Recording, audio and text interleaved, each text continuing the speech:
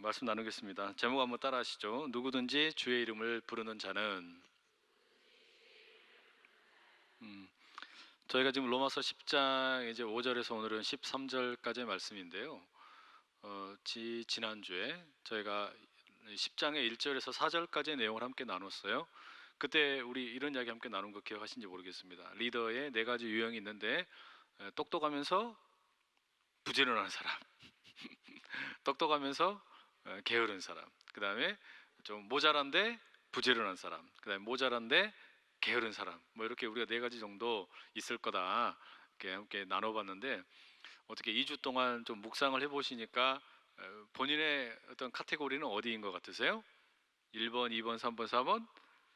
네, 그냥 마음으로만 생각하시고 우리가 왜 이야기를 나눴었냐면, 이 바울이 안타까워하고 있는 것은 지금 이스라엘이라는 이 민족이 예수님을 메시아로 영접을 못하는 이 상황이 너무 답답한 거 아니었습니까?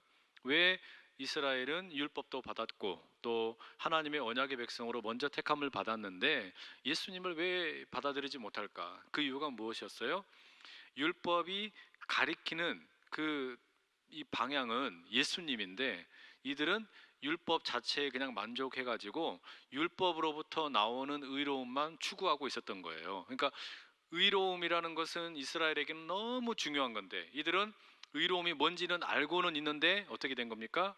잘못된 방향으로 그 의로움을 얻기 위해서 율법만 붙잡고 그냥 산길을 헤매고 바다를 헤매고 막 이렇게 다니고 있는데 의로움에 이르지를 못하고, 반면에 이방인들은 어떤 거예요? 이방인들은 얼떨결에 예수님을 믿었는데 생각지도 않았던 의로움을 얻어버리고, 이런 일이 지금 생긴 거 아닙니까? 그죠? 그러니까 이것이 말하자면 지금 이 바울이 마음에 너무 안타까워하는 일이었죠. 왜 내 조국, 내 민족 이스라엘은 이 예수님을 발견하지 못하고 있는 걸까? 이것 때문에 안타까워하면서 두 가지 의로움에 대한 이야기가 나왔어요. 하나는 율법으로부터 나오는 의, 그 다음에 하나는 믿음으로 나는 의. 이렇게 우리 두 가지 이렇게 함께 봤었죠. 그죠? 그래서 이스라엘은 지금 어디에 머무른 거예요? 율법으로부터 나오는 의로움, 여기에 붙들려 있는 거고, 이방인들이 발견한 건 뭡니까? 예수님을 통해서 예수님을 믿음으로 얻게 되는 의로움, 이거를 말하자면 이제 대립을 시키고 이렇게 이야기를 나눴단 말이죠. 오늘은 그 논의가 계속해서 진행되는 겁니다. 5절에서 13절도 그 논의가 이어지는데요. 자, 우리 5절의 말씀을 먼저 한번 읽겠습니다. 자, 함께 읽습니다. 시작. 모세가 기록하되 율법으로 말미암는 의를 행하는 사람은 그 의로 살리라 하였거니와. 자, 모세가 기록하되, 그러니까 이거는 아마도 구약 성경을 인용을 했겠죠? 5절의 말씀은, 10장 5절은 구약 성경을 인용했는데, 이거는 어디 말씀을 인용하냐면 레위기에 있는 말씀이에요. 18장 5절. 그럼 레위기 18장 5절 같이 한번 읽어보시죠. 시작. 너희는 내 규례와 법도를 지키라. 사람이 이를 행하면 그로 말미암아 살리라. 나는 여호와이니라. 그러니까 모세가 이스라엘에게 준 율법이에요. 그러면 이 율법을 가리키면 뭐라고 되어 있습니까? 너희는 내 규례와 법도를 지켜라. 그러면 그것 때문에 살게 될 것이다. 그것 때문에 의로워질 것이다. 이 말씀이에요. 자, 그럼 질문 이렇게 드릴게요. 율법이라는 게 문제가 있습니까? 없습니까? 율법 문제가 있어요? 없어요? 율법은 문제가 없어요. 바울의 이야기도 그겁니다. 율법에 문제가 있는 게 아니다. 율법에 무슨 어떤 하자가 있는 게 아니다. 그러면 뭐가 문제인 겁니까? 율법에는 아무 문제가 없는데, 문제는 율법을 지키라고 받은 사람들에게 문제가 있는 거죠. 어떤 문제가 있는 거예요? 이 사람들이 율법의 조항을 하나하나 처음부터 끝까지 다 지킬 수 있는 능력이 없어요. 그게 문제예요. 또 태어나서 죽을 때까지 그 율법을 다 지킬 수 있는 이 능력이 없는 거예요. 그러니까 율법으로부터 나오는 의로움을 얻는다는 것이 쉽겠습니까? 어렵겠습니까? 엄청 어렵죠. 이거 보통 어려운 일이 아니에요. 그런데 이스라엘은 지금 어떤 겁니까? 어떤 의로움을 추구하는 거예요? 율법을 통하여서 얻게 되는 의로움, 이걸 추구하는 거예요. 그러다 보니까 어때요? 율법의 행위 또는 율법을 우리가 받았다라는 민족적인, 인종적인 어떤 특권, 이것만 자랑하고 살고 있는 겁니다. 우리로 치자면 그게 뭐예요? 신앙의 연수, 직분, 이런 거를 내세우면서 그것이 나의 의로움인 것처럼, 그것이 나의 구원을 보장해 주는 것처럼 착각해 버리면 뭡니까? 그게 오늘 우리에게도 똑같이 있는 이스라엘 사람들의 모습과 똑같은 모습이 되어버리는 거죠. 바로 그걸 지금 이야기하는 거예요. 그러니까 율법 자체가 문제가 있는 게 아니에요. 율법을 지키지 못하는 사람에게 문제가 있는 것이죠. 그래서 바울이 이거는 이미 앞서서 로마서 3장 20절에 율법에 대해서 이렇게 이야기를 했어요. 함께 읽어볼게요. 그러므로 율법의 행위로 그의 앞에 의롭다 하심을 얻을 육체가 없나니 율법으로는 죄를 깨달음이니라. 율법에는 문제가 없는데 율법을 지키지 못하는 사람에게 문제가 있어서 율법을 통해서 뭘 깨닫냐? 생명을 얻는 게 아니라 죄를 깨닫는데요. 죄를 깨닫는데요. 인생의 한계를 깨닫는다는 말입니다. 그러니 율법은 그저 나에게 죄를 깨닫게 해주는 몽학 선생에 그치고 만다는 거죠. 그러니 율법을 지켜서 의롭게 된다라고 하는 것은 엄청나게 어려워요. 너무너무 어려운 거예요. 사실상 거의 불가능하다 이렇게도 말할 수 있는 겁니다. 그런데 거기에 비해서 이제 그러면 율법에 의하여 율법으로부터 나오게 되는 의로움이 이렇게 어려운 건데, 이거는 진짜 그냥 죽었다 깨어나야 될 만큼 어려운 일인데, 그럼 그것밖에 의로움에 이르는 길이 없냐? 또 다른 길이 있다는 거예요. 그게 뭡니까? 그게 믿음으로부터 나는 의로움이라는 거죠. 믿음으로 인한 의로움. 그게 이제 6절 이하에 나오는 내용입니다. 자, 우리 6절과 7절 함께 이제 대립되는 내용인데요. 좀 길지만 읽어보겠습니다. 시작. 믿음으로 말미암는 의인은 이같이 말하되 네 마음에 누가 하늘에 올라가겠느냐 하지 말라 하니, 올라가겠느냐 함은 그리스도를 모셔 내리려는 것이요, 혹은 누가 무저갱에 내려가겠느냐 하지 말라 하니, 내려가겠느냐 함은 그리스도를 죽은 자 가운데서 모셔 올리려는 것이라. 여러분, 이게 지금 우리 말인데 어떻게 이해가 좀 쏙쏙 되세요? 어떠세요? 어렵죠? 무슨 말인지 어렵죠? 되게 어려운 말입니다. 우리말을 이렇게 어렵게 써놓으니 성경에 이게 이해가 되겠어요? 쉽지가 않지. 근데 이게 어려운 말이지만 여러분, 우리가 이 문맥을 따라가면서 한번 짐작을 해봅시다. 5절에 율법으로부터 나오는 의로움에 대한 이야기를 했는데, 율법을 통해서 우리가 그러면 살 거라 그랬는데, 율법으로부터 의로움을 얻는 거 쉬워요? 어려워요? 어려워요. 얼마나 어렵냐? 경상도 말로는 억수로 어렵고 전라도 말로는 겁나게 어려워요. 하여튼 이빠이 어려운 거예요. 근데 이 어려운 의로움에 대해서 이렇게 어렵게 의로움을 얻을 수 있다라고 이야기했는데, 이것과 대비되는 것으로서 믿음으로 얻는 의로움을 이야기했어요. 자, 그러면 율법으로 얻는 의로움이 진짜 어렵다고 이야기했으니까 믿음으로 얻는 의로움은 어려울까요? 쉬울까요? 뭐라고 이야기해야지 이게 말이 통하겠어요? 왜 이렇게 자신이 없으세요? 자신 있게 이야기하셔도 됩니다. 다시, 율법으로 얻는 의로움이 엄청나게 어렵다. 우리 그거 이야기 방금 했습니다. 그럼 이것과 대비되는 믿음으로 얻는 의로움, 이것은 쉽다고 말해야 될까요? 어렵다고 이야기해야 될까요? 쉽다고 해야지. 이거는 쉽다고 해야지. 그러니까 이게 도둑질도 손발에 맞아야 되는 거예요. 그러니까 문맥이 그래야 자연스럽단 말이죠. 그죠? 그러니까 뭐 잘은 몰라도 대충 우리가 깬또 짚어보자면, 이제 믿음으로 얻는 의로움은 쉬운 거구나, 그 이야기 하는 거예요. 지금 6절과 7절의 이야기는. 요거는 나중에 우리가 조금 더 자세히 좀 살펴볼 텐데, 말하자면 이런 겁니다. 율법을 통해서 얻는 의로움이라는 것은 정말 평생토록 막 그냥 사륜구동 차를 몰면서 산을 비집고 다니고 막 바닷속 헤매고 다니면서 이러면서 얻지 못하는, 그럼에도 불구하고 얻지 못하는 그런 길이라면, 믿음으로 얻는 의로움은 어떤 거냐면 그냥 쉽게, 이게 숏컷이에요. 지름길이에요. 그냥 쉽게 이룰 수 있다. 그거 말하고 싶은 겁니다. 자, 여기까지 일단 이해를 하시고, 그 다음에 이 믿음으로 얻게 되는 의로움에 대한 이 6절과 7절의 이야기 가운데 우리가 먼저 주목해야 될 단어가 있어요. 그게 뭐냐면 하지 말라라는 말이에요. 하지 말라. 자, 6절에 보시면 이런 표현이 나왔어요. 믿음으로 말미암는 의인은 이같이 말하되, 이것도 이제 구약 성경을 가져오는 이야기인데 이건 나중에 조금 이따 이야기하고요. 네 마음에 누가 하늘에 올라가겠느냐 하지 말라. 그러죠? 7절에도 혹은 누가 무정에게 내려가겠느냐 하지 말라. 이게 무슨 이야기냐면요, 아까 율법을 통하여 얻는 의로움은 어렵다 그랬는데, 율법을 통하여 얻는 의로움은 우리가 자꾸 뭔가를 하려고 하는 거예요. 내가 뭔가를 해야 된다, 내가 뭔가를 해내야 된다, 어떤 성취를 해야 된다, 뭔가 내가 성과를 보여줘야 된다, 업적을 보여줘야 된다, 내가 의로움에 이를 수 있다는 능력이 있음을 보여줘야 된다, 이런 내 과시, 이런 게 있어야 된다는 말이에요. 그죠? 그런데 내가 뭔가를 해가지고 얻으려는 의로움은 엄청나게 어렵고, 반면에 믿음으로 얻는 의로움은 지금 뭐라 그러냐면은, 제일 먼저 하는 얘기가 뭐냐면, 하지마, 하지마, 아무것도 하지마, 이것부터 이야기하는 거예요. 아무것도 하지 말고 그냥 누려라, 뭐 이런 이야기죠.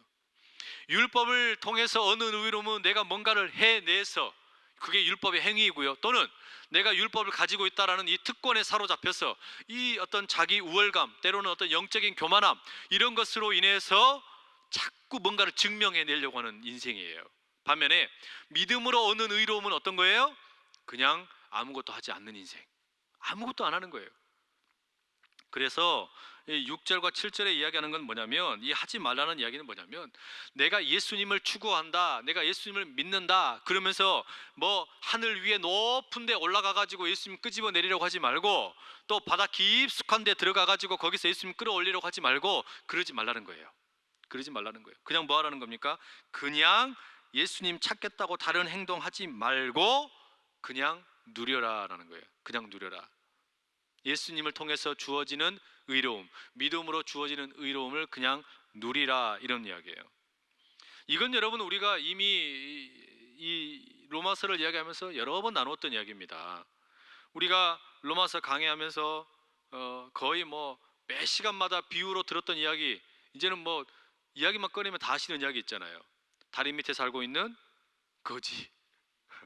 그런데 이 거지가 어느 날 갑자기 왕자가 되고 공주가 된다. 우리 이야기 너무너무 자주 이야기했잖아요. 근데 뭔가를 하지 말라라는 이야기는 어떤 이야기냐면은, 보세요 여러분, 거지로 다리 밑에서 살고 있었는데 이 사람이 왕자가 되고 거지가 됐어요. 이게 우리가 얻는 의로움이에요. 그런데 여러분, 뭔가를 하지 말라라는 이야기는 이런 겁니다. 자, 거지인데 나는 그래도 거지 중에 그래도 좀 괜찮은 상거지입니다, 뭐 이렇게. 그러면 왕자가 되고 거지 될 수 있어요? 안 돼요. 또 거지인데, 나는 거지인데 나는 그래도 거지 가운데서 좀 똑똑한 거지입니다, 나는 거지 중에 그래도 좀 깨끗한 거지입니다, 나는 거지 중에서 좀 그래도 잘난 거지입니다, 이렇게 말해가지고 우리가 왕자가 되고 공주 될 수 있습니까, 없습니까? 될 수 없어요. 그건 불가능하단 말이에요. 그러니까 그런 거 하지 마, 하지 마, 하지 마, 이 말이에요. 그러니까 구원에 관련되어서만큼은, 의로움을 얻는 것에 대해서만큼은 뭐밖에 없다는 겁니까? 믿음밖에 없다는 거예요. 믿음밖에 없다. 그러니까 이 믿음밖에 없다라는 이야기는 뭐냐? 거지가 왕자가 되고 공주가 되는 것은 딱 한 가지 방법밖에 없는 거예요. 임금님께서, 왕께서 공주 되게 하시고 왕자 되게 하시는 것밖에 없는 거예요. 어느 날 갑자기 거지 같은 인생이었는데, 거지처럼 살고 있는 인생이었는데 부르셔서 뭐라 그래요? 야, 오늘부터 너는 내 아들이야, 넌 내 딸이야. 이 음성 들으면 끝, 그거란 말이에요. 이 음성을 들으면 끝이지, 거기에서 거지인데 나는 좀 괜찮은 거지입니다, 나는 좀 산 거지입니다, 나는 다른 애들보다 조금 더 나은 거지입니다, 그따위 짓거리 하지 말라는 이야기예요. 이게 구원에 대해서만큼은, 의로움을 얻는 것에 대해서만큼은 그래서 아무것도 하지 말라는 이야기예요. 그러면 뭔가를 해야 된다라는 이야기는 언제 작동하는 겁니까? 이제 내가 왕궁에 거하는 왕자가 되고 공주가 된 이후에 거기에 걸맞는 삶을 살기 위해서 무언가를 하는 것이지, 구원을 얻기 위해서 뭔가 하는 거, 이거 하지 말라는 이야기예요.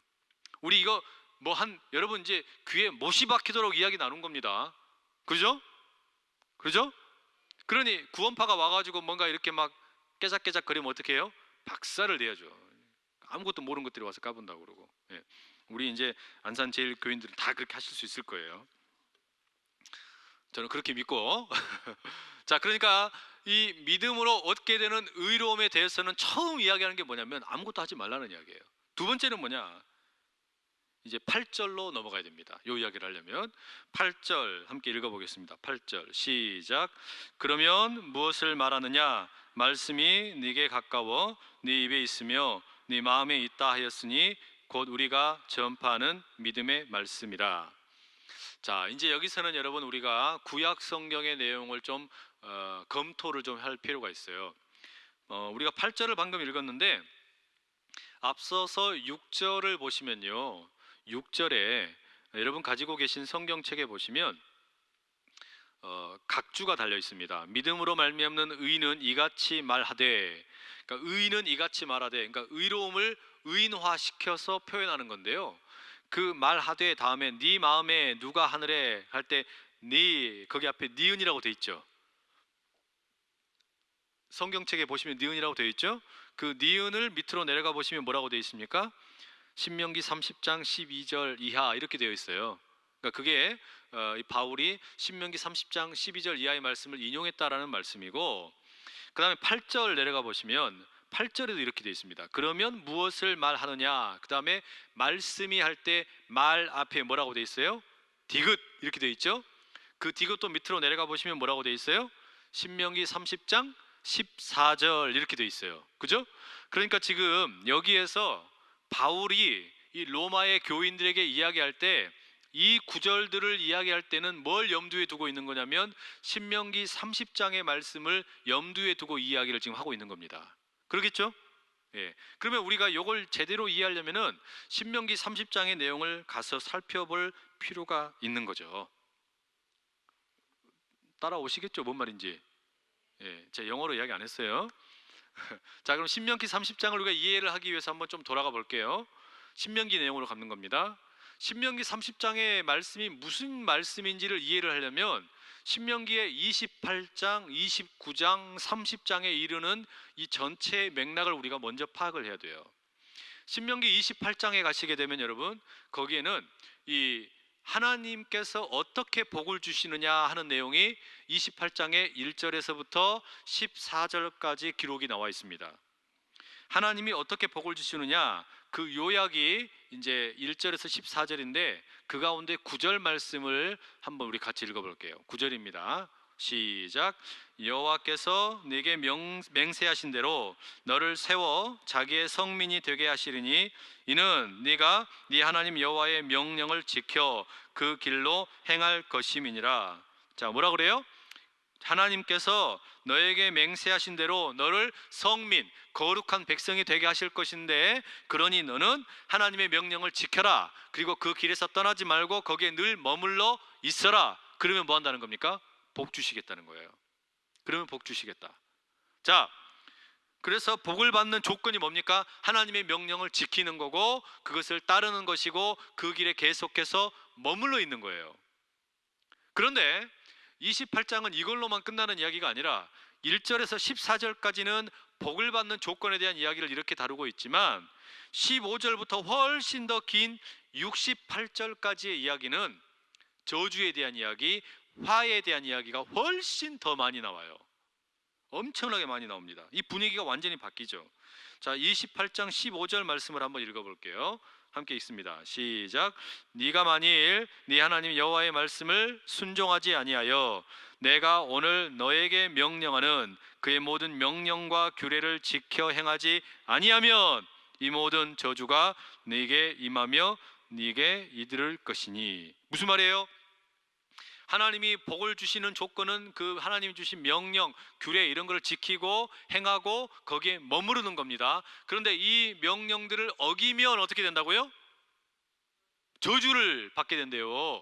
화를 받게 된다는 거예요. 이 저주와 화에 대한 내용이 복에 대한 내용보다 훨씬 더 길어요. 엿을 그냥 쫙 늘리듯이 28장의 15절부터 무려 68절까지 자세하게 쭉 늘어놓고 있는 겁니다. 복에 대한 이야기는 요만큼밖에 안 하고 화에 대한 이야기는 이만큼 늘어서 이야기하는 거예요. 기분이 좀 언짢으신가요? 근데 이게 끝이 아니에요. 이게 29장에 넘어가도 계속됩니다. 이 화에 대한 이야기가, 저주에 대한 이야기가 계속되는데, 이런 너 명령 안 지키고 너 말씀을 떠나고 네 멋대로 살게 되면 너 진짜 죽는다, 엄청나게 얻어 터진다, 이 이야기가 뭐 그러니까 이런 거예요. 뭐 너 말씀 안 지키면 처음에는 뭐 오른뺨 맞는다, 너 그 다음에 왼뺨 맞는다, 너 그 다음에 다리 분질러진다, 너 뭐 손모가지 부러진다, 막 이런 이야기가 계속해서 반복이 되다가 29장 전체도 다 그 이야기예요. 그러니 29장 여러분 읽고 싶으시겠어요? 안 읽고 싶겠어요? 별로 읽고 싶지가 않은 거예요. 쳐다보기도 싫은 거예요. 그런데 이 29장의 마지막에 이르러서, 마지막은 아니지만 이 29장 내용 가운데 절정에 있는 엄청나게 무서운 말씀이 있습니다. 그게 뭐냐? 29장 28절이에요. 함께 읽어봅니다. 시작. 여호와께서 또 진노와 격분과 크게 통한하심으로 그들을 이 땅에서 뽑아내사 다른 나라에 내던지심이 오늘과 같다 하리라. 이게 제일 무서운 말씀이에요. 자, 이거는 지금 신명기 이 말씀은 모세의 유언과 같은 설교 말씀 아닙니까? 아직 가나안 땅으로 들어가지 않았어요. 약속의 땅으로 들어가지 않은 이스라엘 백성들을 향하여 모세가 들려주는 말씀인데, 여러분 이 말 꼭 명심하십시오. 그러면서 뭐라 그래요? 하나님의 명령, 하나님의 규례를 반드시 지켜야 됩니다. 그러면 하나님 복을 주십니다. 그런데 이걸 지키지 않으면 여러분이 벌받게 돼요. 얻어 터져요. 힘겨워져요. 저주를 받게 돼요. 마지막에 가장 극심한 저주는 뭡니까? 그 들어간 땅에서 어떻게 한다고요? 뿌리째 뽑아가지고 다른 나라에다 던져버릴 거예요, 이야기예요. 무슨 말씀이죠? 이게 지금 들어간 다음의 말씀이에요? 들어가기 전이에요? 들어가기 전에 이야기 지금 듣고 있는 거예요. 이스라엘의 백성들에게 약속의 땅인 가나안 땅에 들어가기 전에 이 경고를 주고 있는 거예요. 여러분이 하나님 말씀 지키지 않으면 뿌리째 뽑아가지고 이방의 땅에다 던져버린다. 진짜 무서운 말씀 아닙니까? 그러니 지금 로마서를 쓰고 있는 바울이 신명기 30장의 말씀을 인용을 할 때는요, 이 28장과 29장의 배경을 가지고 이해를 하는 거예요. 무슨 얘기냐면, 지금 보니까 바울이 이스라엘의 상황을 보니까 신명기 28장과 29장의 이야기가 그대로 이루어지고 있는 거예요. 하나님께서 주신, 이스라엘에게 주신 율법이라는 게 있습니다. 이 율법을 하나님께서 주시면 복을 주신다 그랬어요. 의로움을 주신다 그런 거예요. 생명을 주신다 그런 거예요. 그런데 이스라엘의 모양을 보니까 율법 자체는 너무나 깨끗하고 순수하고 좋고 너무너무 좋은 거야. 근데 능력이 없어요. 사람에게 능력이 없으니까 율법을 통해 의로움을 얻지 못하고 복을 누리지를 못하고 계속해서 어떻게 돼요? 화를 당하다 나중에는 어떻게 됩니까? 이 솔로몬 이후에 이스라엘이 나누어지고 왕정 시대가 끝나면서 정말로 29장의 말씀처럼, 29장 28절 말씀처럼 어떻게 되는 거예요? 이 민족 전체가 뿌리채 이 언약의 땅인 가나안 땅에서 뽑혀가지고 바벨론의 포로로 던져져 버린 거예요. 그게 지금 이 신명기 말씀 아닙니까? 그러죠? 이게 그러니까 신명기 말씀이 고스란히 그대로 이스라엘의 역사 속에 그대로 이루어진 거예요. 이게 너무너무 안타까운 일이 아닙니까? 그러니까 이스라엘 백성들은 지금 뿌리채 뽑혀서 다른 나라에 던져져 버린 하나님의 진노와 격분을 제대로 맞아버린 거예요. 이 안타까운 것을 마음에 품고 자기 이스라엘 사람들도 그것을 다 알고 있으니까 이제 뭐라고 이야기하는 거냐? 그런데 여러분 이게 끝이 아닙니다. 이 이야기하는 거예요. 그게 신명기 30장이에요. 신명기 30장 이야기는 그러나 이게 끝이 아닙니다라는 이야기를 지금 이제 하는 겁니다. 무슨 이야기냐? 그렇게 뿌리채 땅에서 뽑혀가지고 이방의 땅에 버려질지라도 하나님이 다시 그 포로들을 회복시켜 주실 거야. 이 이야기가 신명기 30장의 이야기예요. 그러니까 신명기 30장은 하나님이 다시 마음을 돌이키셔서 그렇게 이방의 땅에 뿌리채 던져져 있는 인생을 회복시키실 것이다. 이 이야기 들려주는데 30장 3절 이렇게 기록되어 있습니다. 함께 읽습니다. 시작. 네 하나님 여호와께서 마음을 돌이키시고 너를 긍휼히 여기사 포로에서 돌아오게 하시되 네 하나님 여호와께서 흩으신 그 모든 백성 중에서 너를 모으시리니. 그 말이죠? 그 말 아닙니까 지금? 그죠? 그러니까 신명기 30장의 이야기를 한다. 이 이야기는 모세의 마음에는, 여러분도 이 이야기 잘 아시잖아요. 이 율법의 기록을 잘 아시지 않습니까? 하나님 반드시 그렇게 말씀하셨어요. 우리가 언약의 땅에서 혹여 뽑혀서 던져질지라도 하나님은 다시 돌이키실 계획을 가지고 계신다. 근데 여기서 우리가 주목해야 되는 건 뭐냐? 본래 이 복과 화를 가르는 거는 뭐냐면 하나님의 말씀, 하나님이 주신 율법, 규례, 이거를 지켜야 주어지는 거 아니었습니까? 그런데 그 다음에 하나님이 주신 말씀의 뜻밖의 말씀이 신명기 30장에 이어지는 겁니다. 그게 11절에서 13절에 이어지는 내용이에요. 자, 신명기 30장 11절에서 13절, 이것도 좀 길지만 우리가 기억을 해야 될 말씀이기 때문에 다시 한번 읽어볼게요. 자, 읽습니다. 시작. 내가 오늘 네게 명령한 이 명령은 너에게 어려운 것도 아니요 먼 것도 아니라 하늘에 있는 것이 아니니 네가 이르기를 누가 우리를 위하여 하늘에 올라가 그의 명령을 우리에게로 가지고 와서 우리에게 들려 행하게 하랴 할 것이 아니요 이것이 바다 밖에 있는 것이 아니니 네가 이르기를 누가 우리를 위하여 바다를 건너가서 그의 명령을 우리에게로 가지고 와서 우리에게 들려 행하게 하랴 할 것도 아니라. 이게 지금 여러분 우리가 앞서 읽었던 지금 12절과 13절 요 말씀, 그러니까 이 신명기의 12절과 요 13절 말씀은 방금 우리가 로마서 읽을 때 로마서 10장의 6절과 7절의 말씀과 통하는 거죠. 이해되세요? 무슨 말인지? 이게 지금 저 혼자 말하고 있는 건 아니죠. 여러분 따라오고 계시죠? 저는 눈빛을 보면 알 수 있어요. 그러니까 지금 왜 로마서 10장에 이 6절과 7절의 이야기가 들어갔는지 이해되세요? 그 맥락이 어떤 이야기인지 다시 정리해 볼게요. 신명기 28장의 1절에서 14절까지 규례와 율법을 지키면 복 받을 거다 조건을 걸었어요. 그 다음에 15절부터 29장 끝까지 그거 지키지 못하면 저주 받는다. 근데 이게 어려웠어요? 쉬웠어요? 어려웠어요. 엄청나게 어려웠어요. 근데 하나님께서는 다시 그러나 그럼에도 불구하고 마음을 돌이키셔서 포로로 잡혀간 그들을 회복시킬 준비를 하고 계신단 말이에요.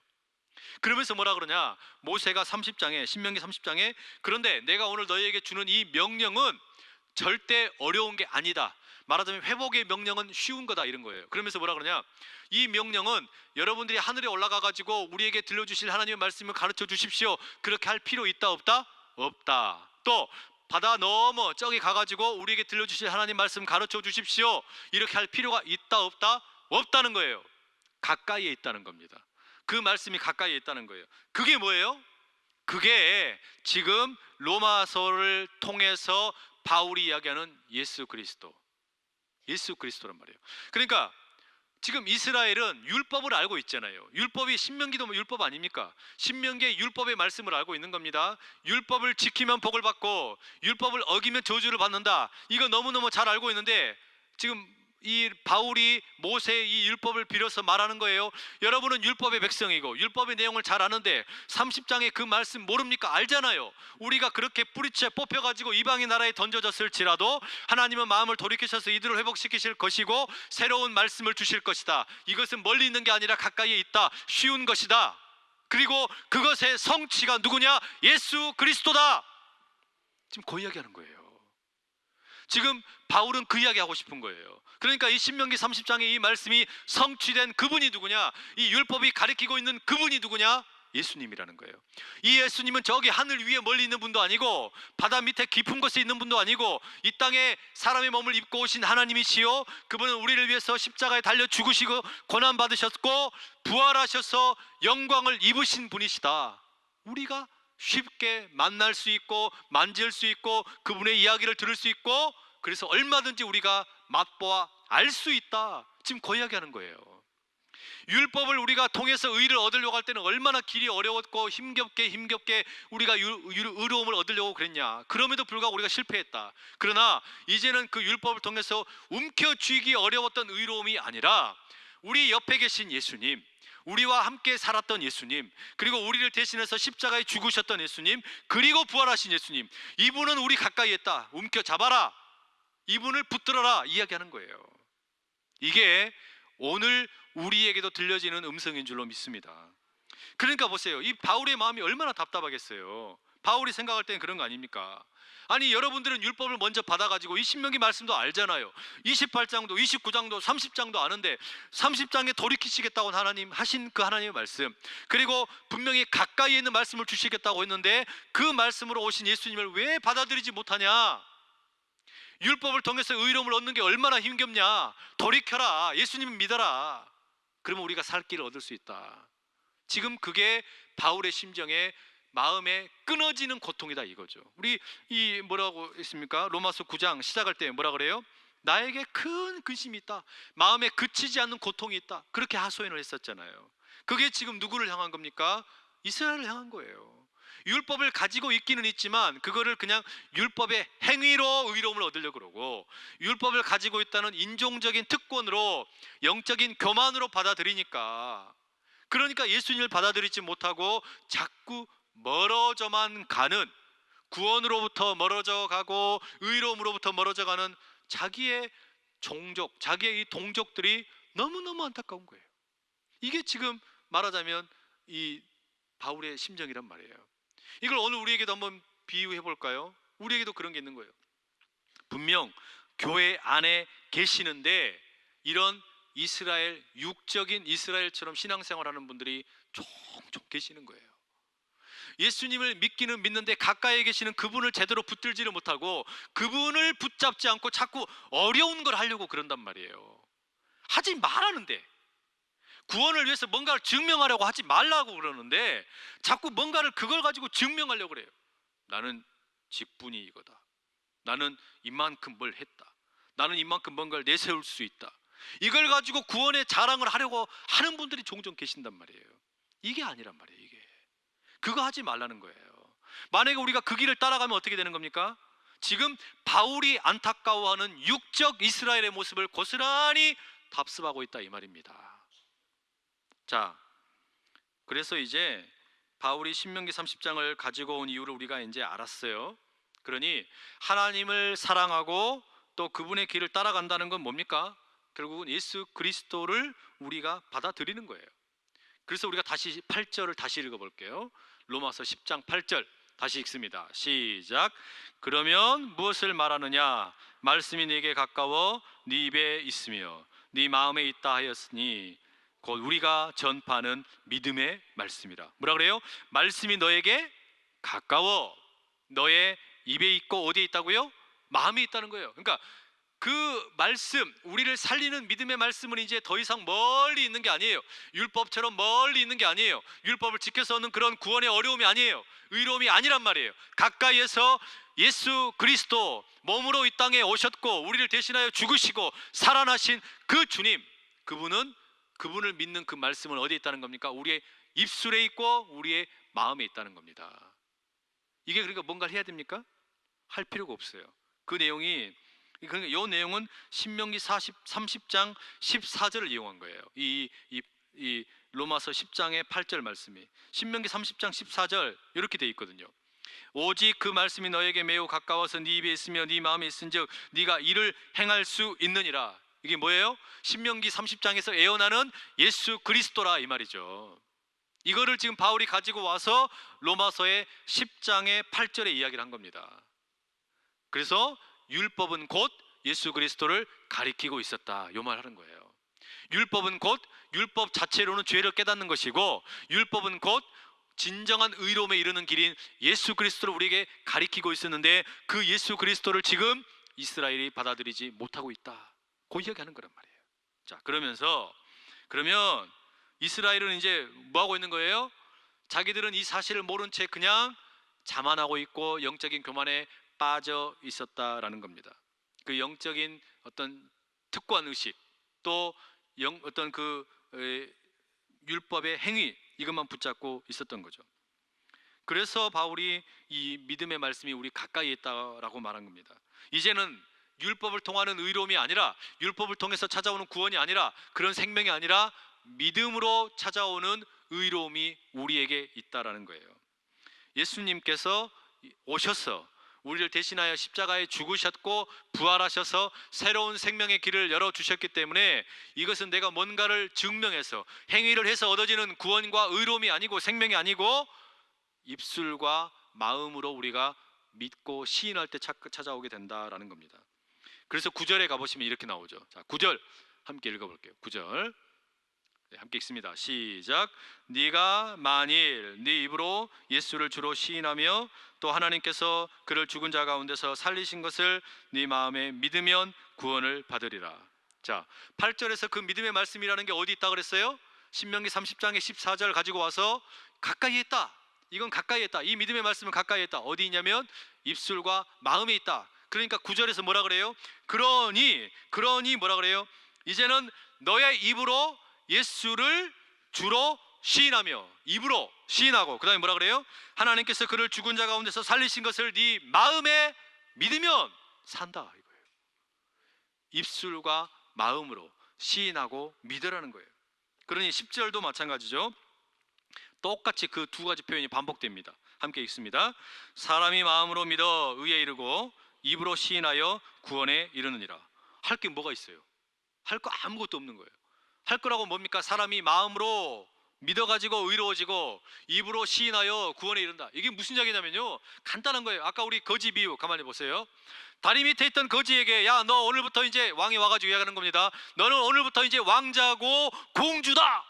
그렇게 하면 뭐라 그래요? 이제 임금이 말하는 거예요. 복명복창, 나는 왕자다, 나는 공주다, 이렇게 시켰어요. 그럼 뭐 하면 되는 거예요? 따라하면 되는 거예요. 나는 오늘부터 왕자다, 왕자다, 왕자다. 나는 오늘부터 공주다, 공주다, 공주다. 이것만 하면 되는 거예요. 그게 뭐예요? 네가 입으로 시인하여 뭐였어요? 입이 아니죠. 마음으로 믿어 의에 이르고, 그 다음에 입으로 시인하여 구원에 이른다는 거 아니에요. 이게 그 말이에요. 그러니까 내가 할 것은 아무것도 없는 거예요. 그냥 입으로 그걸 고백하는 거예요.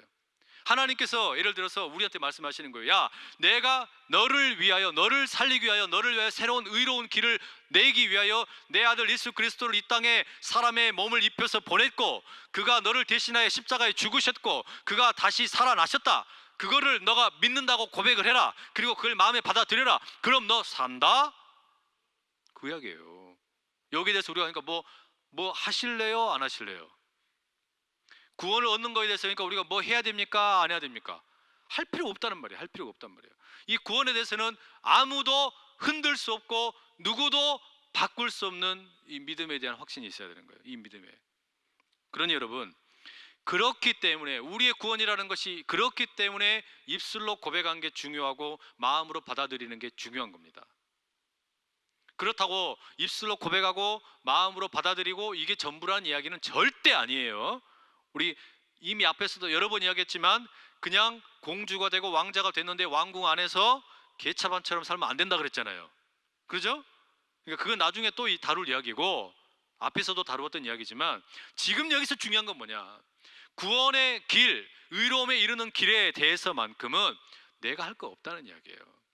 그러니 자연스럽게 이제 11절, 12절에 넘어가 보면 뭐라고 되어 있습니까? 그러니 12절에 뭐라 그래요? 유대인이나 헬라인이나 차별이 없음이라. 아니, 입술로 고백을 하면 되고 마음으로 이제 그걸 받아들이면 되는데 무슨 인종적인 차별이 있냐 이 말이에요. 아무런 차별이 있을 필요가 없는 거죠. 그죠? 이거를 이야기하라고, 이거를 선포하라고 아브라함을 하나님께서 이스라엘로 부르신 거거든요. 너는 이방의 빛이 되라. 너는 복덩어리가 돼야 된다. 뭐 하라고요? 하나님을 믿고 하나님의 백성이 되고 하나님의 자녀가 되면 이런 산 길이 열린다. 이거를 선포하라고 하나님께서 아브라함을 부르셨고 이삭과 야곱을 복을 주셨고 그리고 요셉을 통해서 애굽 땅에서 70명이 내려가서 200만이 넘는 그런 거대한 민족을 이루게 하셨는데 이들에게 또 그래서 모세를 통해 율법을 주셨는데 이게 뭐가 돼버린 겁니까? 하나님께서 주신 이방의 빛이 되라는 사명은 잊어버리고 자기들의 영적인 교만함에 빠졌어요. 이 사명을 잊어버리니까 어떻게 된 겁니까? 결국 아까 그 신명기 28장 29장에 나오는 그 저주, 땅에서 뿌리채 뽑혀서 바벨론 땅에 버림받은 인생이 되어버린 거 아니었습니까? 그런데 하나님은 그럼에도 불구하고 다시 어떻게 하신 거예요? 예수 그리스도를 통해서 다시 의로움의 길을 새롭게 내신 거예요. 그러니 우리 교회도 뭡니까? 우리 교회도 이것을 흘려보내는 통로가 되어야 하는 줄로 믿습니다. 그러니까 교회가 여기에서 우리가 영적인 교만함에 빠져가지고 자만함에 빠져가지고 우리 이만하면 됐지, 우리 뭐 건물도 많겠다, 우리 뭐 사람도 많겠다, 우리 뭐 예산도 많겠다, 우리 먹고 뭐 알아서 다 잘해 먹고 잘 살자, 그러면 끝나는 겁니다. 교회 그날 문 닫아야 되는 거예요. 그러면 교회는 그러면 어떻게 되는 거예요? 신명기 29장의 28절의 말씀이 우리에게 임하지 말라는 법이 없다는 말이에요. 뿌리채 들어다가 하나님이 던져버리신다 그러셨단 말이에요. 무서운 경고죠. 우리는 정신을 차리는 거예요. 거기서 뭐예요? 교회가 자꾸 안으로 우리 안에 있는 어떤 목적을 위해서 거기에 함몰되어 있으면 절대로 하나님께서 사용을 안 하시는 거예요. 그럼 어떻게 하라는 겁니까? 이것을 유대인이든지 헬라인이든지 차별 없이 이걸 경험하면 되는 거니까 전도하는데 나가라, 선교하는데 나가라, 세상을 뒤집는데 나가라, 공의가 무너져 있냐? 거기 가서 세워라. 하나님의 나라가 지금 무너져 있냐? 가서 세워라. 한국 교회가 다른 데가 어렵냐? 가서 니들이 도와줘라. 그러면 어떻게 하겠다는 거예요? 내가 그러면 너희들 더 복 부어줄게. 하나님의 법은 너무너무 간단한 거예요. 우리가 우리 중심, 자기 중심성에 빠져 있는 의로움의 생각이 잡혀버리면 하나님은 목을 확 쳐버리지만, 우리가 우리 자신을 부인하고 우리를 비우고 우리가 외부를 향하여 고개를 돌리게 되면 그때부터 하나님이 엄청난 복을 부어주신다고 믿으시기를 축복합니다. 교회가 살 길은 그거밖에 없는 거예요. 우리 개개인이 그리스도인으로서 이 땅에서 당당하게 사는 것도 그것밖에 없어요. 다른 거 없어요. 그러니까 우리가 세상을 향해서도 그러니까 당당하게 이야기할 수 있어야 되는 거예요. 대안적인 이야기를 할 수 있어야 되는 거예요. 그렇게 사는 게 전부가 아니라니까요, 여러분. 이게 전부가 아니에요. 여러분, 그렇게 사는 거 말고 예수 믿으면 달라집니다, 이 이야기 할 수 있어야 되는 거예요. 정치에 대해서 다른 이야기 할 수 있어야 되는 거예요. 경제에 대해서 다른 이야기 할 수 있어야 되는 거예요. 하나님을 믿는 성경적인 남자, 성경적인 여자, 성경적인 부부, 성경적인 부모와 자녀, 성경적인 경제, 성경적인 정치, 성경적인 나라의 경영에 대해서 우리가 말하지 못하면 그 무슨 교회냐 이거예요. 그게 무슨 꼴이냐 이거예요. 아무것도 할 필요가 없는 거지요. 그러니 우리는 여기에서 지금 뭐 훈련하는 거냐면요, 하나님께서 지금 우리를 통해서 무슨 이야기를 들려주기를 원하시는 건가? 이 세상을 향하여 말이죠. 우리는 일종의, 여러분 뭔 줄 아세요? 설교자도 뭔 줄 아세요? 확성기입니다. 확성기. 우리는 일종의 확성기예요. 우리가 직접 말하는 것도 아니고 우리가 하나님의 말씀을 부여잡고 세상을 향해서 소리를 외치면 그게 어떻게 되는 겁니까? 우리라는 확성기를 통해서 이 소리가 왕왕왕왕 퍼져나가야 되는 거예요. 근데 우리가 그 힘을 다 잃어버린 거예요. 어떻게 하는 거예요? 안에서는 크게 왕왕왕왕 외치는데 밖에 나가가지고는 깨갱 하고 있는 거예요. 깨갱 하고 있는 거예요. 교회가 힘을 잃어버린 거예요. 세상의 힘을 잃어버린 거예요. 세상에 나가가지고 소리쳐라고 그랬더니 세상에 나가서는 아무 말도 안 하고 거기에서는 오히려 돈이 더 소리치고 난리예요. 명예가 소리치고 난리야. 정치가 더 소리치고 난리야. 사회가 더 소리치고 난리야. 근데 우리는 예수 이름의 그 권세는 다 잊어버리고 거기 가서 확성기 노릇하라 그러니까 그건 다 잊어버리고 엉뚱한 짓 하고 있는 거 아니냐 이 말이에요. 교회의 사명은 거기에 있는 게 아니란 말이에요. 우리는 여기에서 우리가 힘껏 소리치고 외치는 것만큼이나 뭐 해야 되는 겁니까? 밖에 나가서 안산 제일 성도들 다르구나, 정말 다르구나, 그 모습 보여줘야죠. 여러분, 제가 걱정될 때가 한 번씩 있어요. 뭔지 아세요? 어디 식당에 갔는데 안산 제일교회 이 교패 붙어있는 집 또는 이렇게 그 액자 붙어있는 집 있어요. 저는 그런 집 갔을 때 여기는 과연 어떻게 서비스 친절하게 잘 하시나, 오시는 분들에게 잘 섬기시나, 이 걱정돼요. 만약에 그게 여러분 우리가 잘 못하게 되면 어떻게 되는 거예요? 확성기가 아니라 쪼그라드는 거예요. 무슨 이야기인지 이해되세요? 여러분, 그러니까 교회에서 액자 주시면은 이거 잘 생각하고 거셔야 되는 거예요. 이거 잘 생각하고 거셔야 되는 거예요. 내가 그리스도인이라고 하는 것을 드러낼 순간 뭐 해야 되는 거예요? 당당함이 있어야 되는 거예요. 포부가 있어야 되는 거예요. 내적인 자신감도 있어야 되고 외부를 향하여 선포할 때도 자신감 있게 들려줘야 되잖아요. 그런데 이게 혹시라도 그게 잘못돼 버리면 어떻게 되는 거예요? 걸어놓은 거에 그냥 복받는 비결인 것처럼만 부적처럼 걸어놓으면요, 그게 뭐예요? 명주실과 명태쪼가리하고 똑같은 꼴 되는 겁니다. 어떻게 하나님을 우리가 그 명주실이나 명태쪼가리에다 비유할 수 있겠어요? 부적에다 비유할 수 있겠어요? 자존심 상할 일이죠. 그러면 안 되잖아요, 그죠? 우리가 그래서 지금 붙들고 있는 이 믿음이란 게 뭐냐, 그 미신적인 걸 타파해내고 하나님 붙들고 세상 향해서 확성기 되어서 외치면 하나님이 알아서 일하시는 거예요. 그때부터 성령께서 알아서 일하시는 거예요. 우리가 할 일은 뭐예요? 그냥 깔때기 대고 외치는 거예요. 그러면 하나님께서 우리 가정도 고치시고 사업장도 고치시고 일터도 고치시고 한국교회도 고치시고 이 사회도 고치시고 정치도 고치시고 그 일을 하는 주역은 우리가 아니라 삼위일체 하나님이신 줄로 믿습니다. 우리 믿음 가지고 가는 거예요. 자, 마지막 결론 13절 마지막 한번 힘있게 읽고 마칩니다. 시작. 누구든지 주의 이름을 부르는 자는 구원을 받으리라. 할렐루야. 아멘. 이 믿음 가지고 살아가는 저와 여러분 되시기를 축복합니다. 기도하겠습니다. 사랑하는 아버지 하나님, 오늘도 저희들을 수요일 저녁 예배 자리로 불러주신 것 감사합니다. 누구든지 주의 이름을 부르는 자는 구원을 얻으리라. 주여, 이 말씀 붙들고 살아가는 우리 되게 하여 주셔서 세상을 향한 하나님의 확성기로 살아가는 인생 되게 하여 주시고, 우리 자신에게 판묻혀 살아가다가 하나님의 아름다운 그 소리를 듣지 못하고 하나님의 책망을 들을까 두렵사오니, 우리를 날마다 우리 자신으로부터 자기를 비우고 세상을 향하여 달려나가는 위대한 주의 백성으로 우뚝 세워 주시옵소서. 거룩하신 우리 주님 예수 그리스도 이름으로 기도드립니다. 아멘.